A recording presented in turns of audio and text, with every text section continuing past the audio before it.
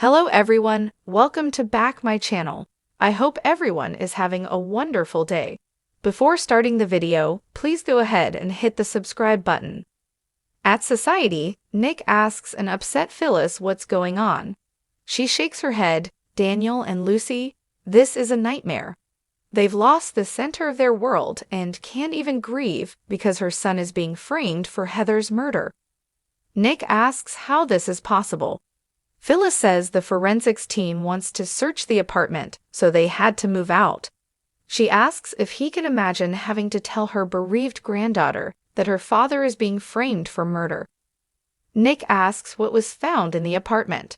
Phyllis says they found Heather's phone and some bloody towels that had been planted there. Nick asks how that is possible. Phyllis replies, "I don't know. Why don't you ask Sharon?" Nick asks why she thinks Sharon would know something. Phyllis asks him not to be naive about Sharon and what she's capable of. He told her that she was mentally unstable. Nick says the past few weeks have been traumatic for Sharon, who was triggered by Lucy and Faith's accident, and by Daniel. She has to consider her mindset. Phyllis shouts that she doesn't care about Sharon's mindset. She's sick and tired of everybody tiptoeing around about how Sharon's going to react and worrying about her being unstable. Sharon killed Heather. Period. Nick tells Phyllis that it isn't doing anyone any good for her to stir the pot. Phyllis says Sharon hates Daniel and blames him for Cassie's death. She wants Daniel to feel the same pain, so she killed Heather. She's trying to save herself, so she's framing Phyllis's son, who would never hurt anyone. But she's trying to make him look guilty for killing the woman he wanted to spend the rest of his life with. Nick thinks this is preposterous.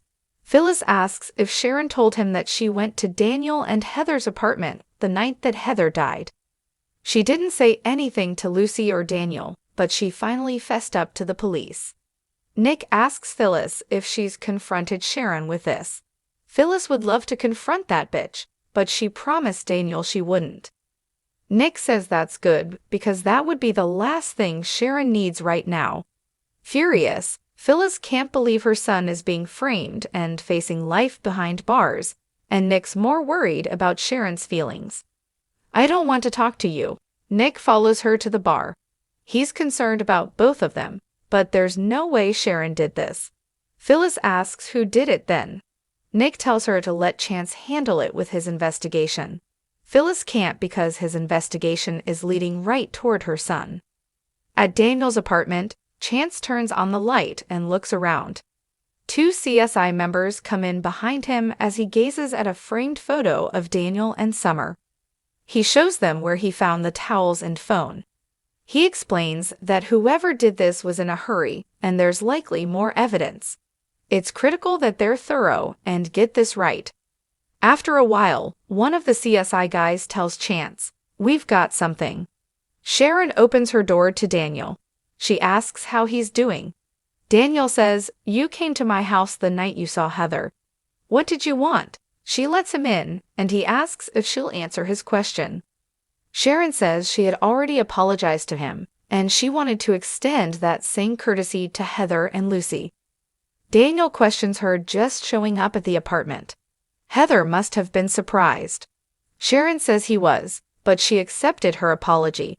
She seemed on edge, so she asked her about it. It was almost as though she couldn't hold it in. She blurted that the two of them had had a terrible fight. Daniel squints. What else did she say? Sharon says not much. Daniel questions her not saying anything to him about this.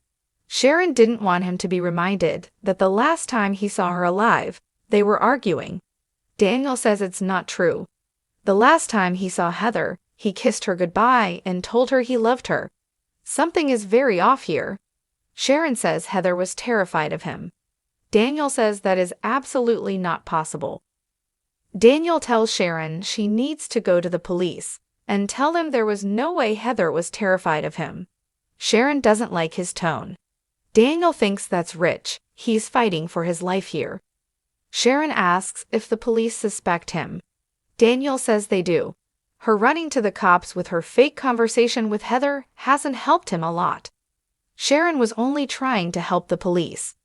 Daniel asks how a fake conversation would help. He finds it very hard to believe that it never crossed her mind that the cops wouldn't immediately target him. That's